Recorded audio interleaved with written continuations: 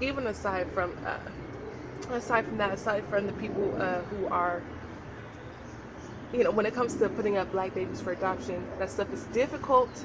That stuff is difficult because that child may not be placed in the foster care system. Is terrible, and chances of your black child finding a good foster home and having a decent foster life and stuff. That stuff is, them odds ain't looking so hot.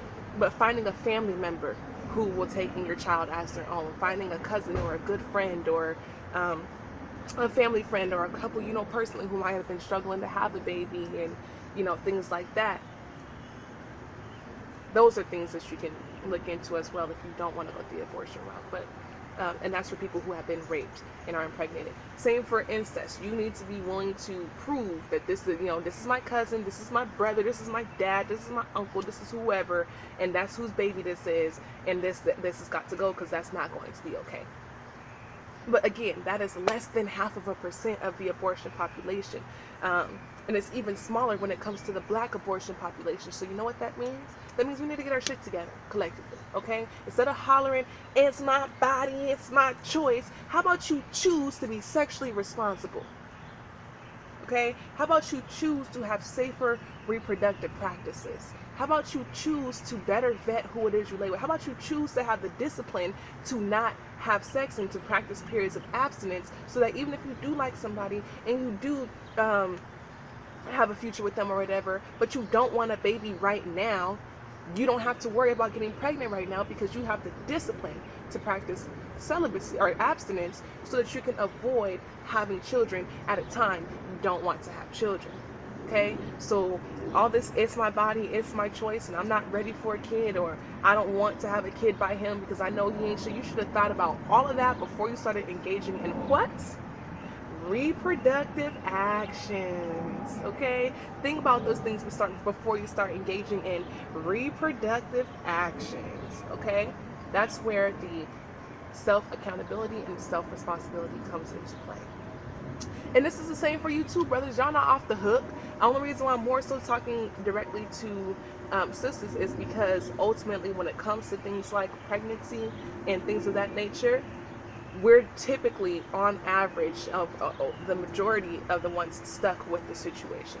If we get pregnant, if I got pregnant tomorrow, no matter if my dude is a good dude or not, no matter if he's a deadbeat or not, no matter if he's the universe's greatest gift to black women or not, it still falls on me when it comes to being pregnant, carrying the baby, choosing to keep or get rid of the baby, and all the contraception, all that stuff falls on me as a responsibility, because ultimately, no matter what he is or who he is, what he does or whatever, it's ultimately on me and up to me to actually have to deal with the present circumstance and situation.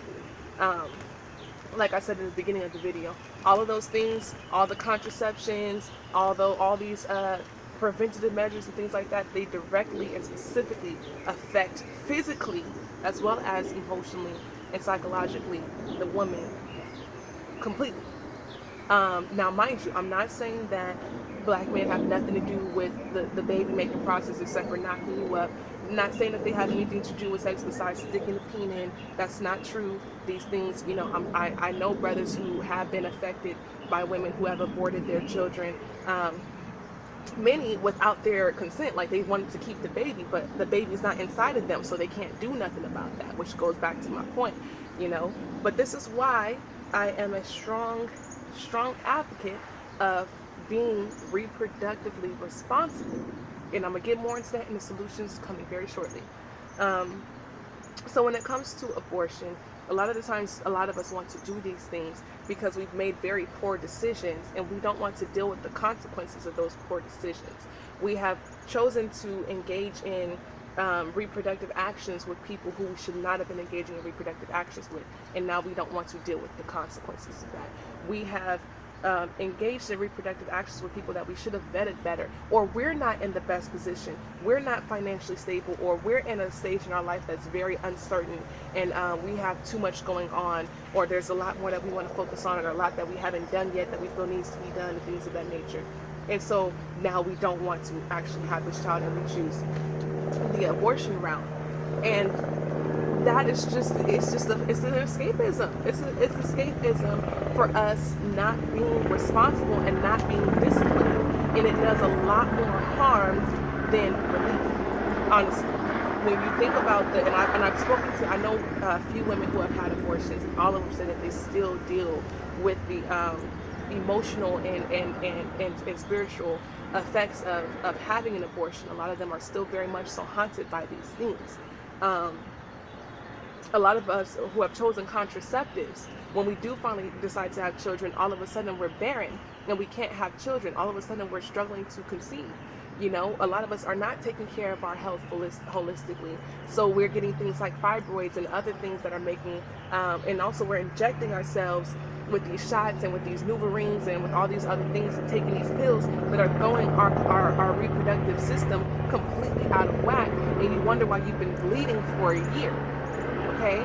Because you want to have reproductive actions, but you don't want to be responsible for what can come from reproductive actions. And these things are not okay.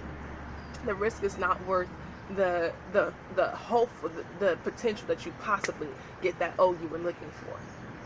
And same as brothers, you guys are supposed to be our protectors and our providers, so you shouldn't be sticking your pin in anything you don't want to protect or provide for. And the reason why brothers are supposed to be protectors and providers is because sisters are supposed to be carrying children and reproducing. And you should not want someone to reproduce something that you cannot take care of, which is why it's important for us to make sure we choose people who will be responsible. And it's more than just, do he got money or not? Because a man can have money and not give it to you.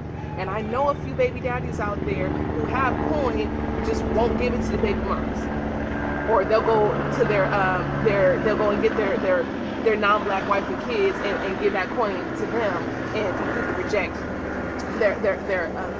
their previous children and whatnot. And I also know brothers who aren't financially all the way there, but will do whatever it takes to make sure their kids have what they need. But also, struggle love is not cute either. I'm sure it's ideal for everyone to want to be in more comfortable situations when it comes to bringing new life into this world. And even going back to the baby mama, baby daddy drama and stuff, there is a major difference between my younger sister, who has my biracial nephew, between her relationship with her co-parent and their whole family dynamic, versus my sister who's pregnant now and her boyfriend and their dynamic and relationship. One sister had the important conversations and really thought things through, and they accidentally got pregnant, but there's a lot more confidence there because the person she had gotten pregnant by, they made sure they had covered certain bases to make sure they have a clear understanding of some things. And that was probably a hard lesson learned from her previous experience with her ex, and what went down with that, so that she made sure that the next time she got with somebody, she was very clear about those things.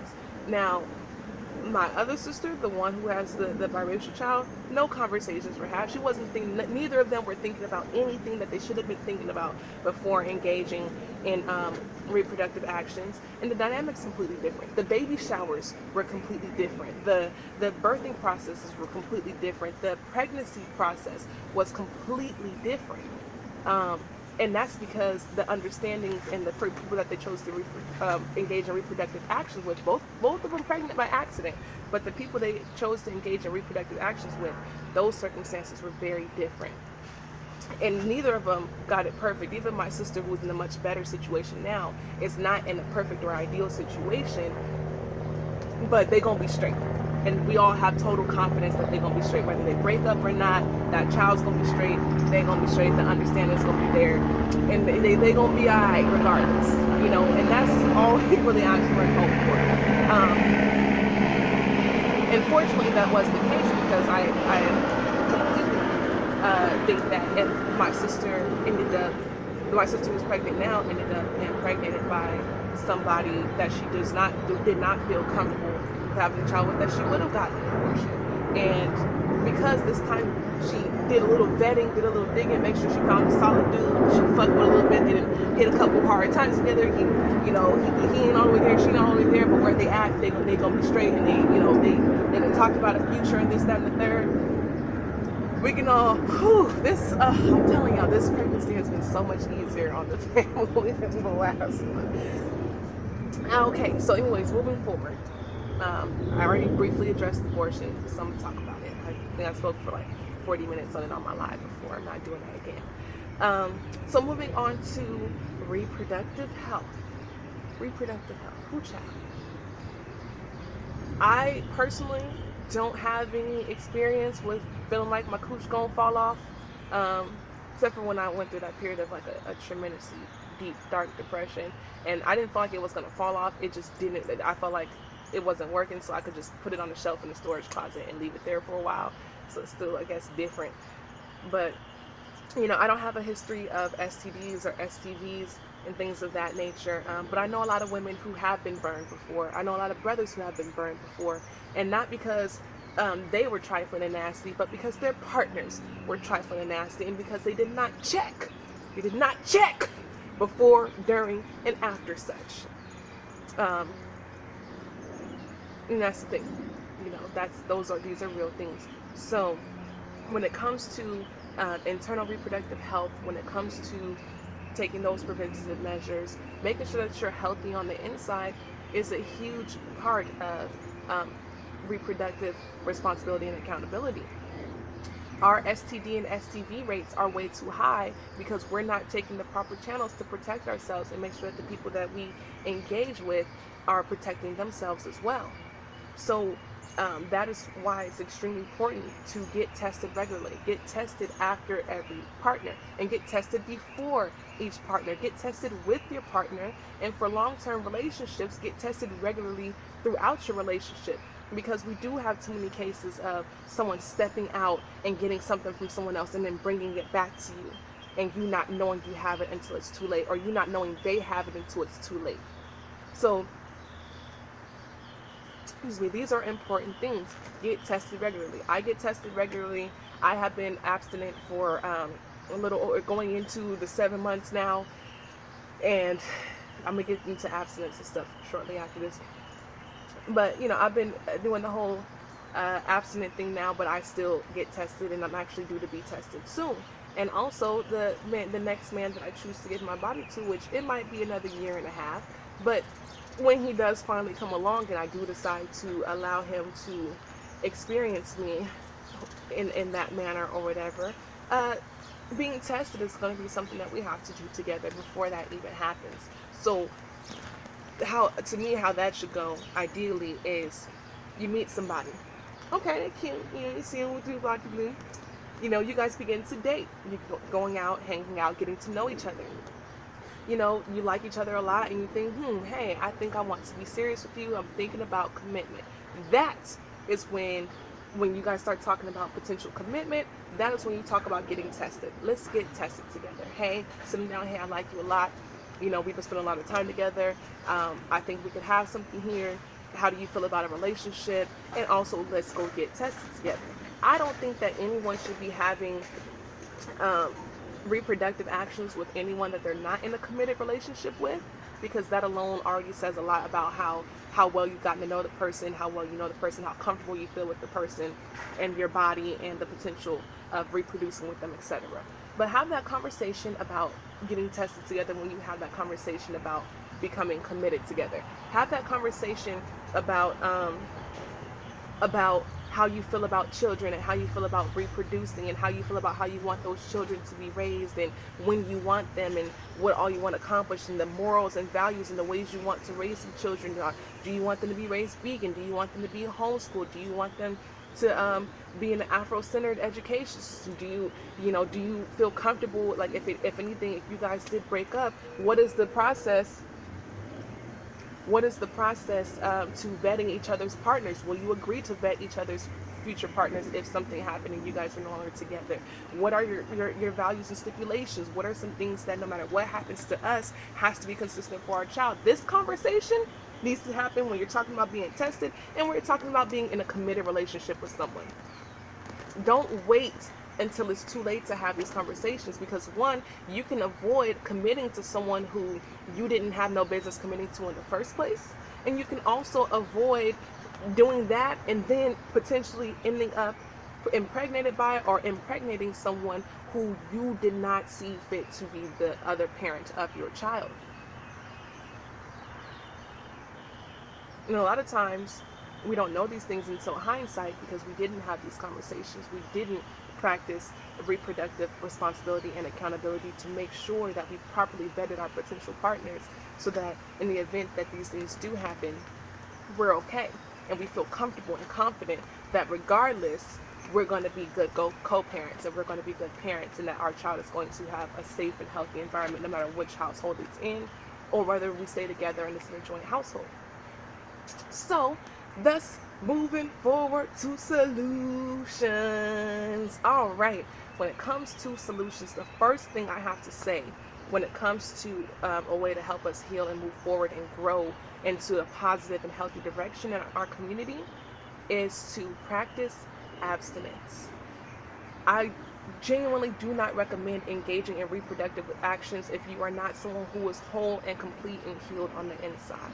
And the reality of that is that majority of us are not whole and complete and healed on the inside. A lot of us are still really fucked up.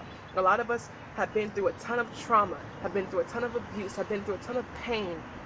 And we've got all that still going on in our side of ourselves, and we have not properly addressed those things and grown and healed from those things, which means that our judgment is going to be off and fucked up. And it means that our discipline is going to be at an all-time low.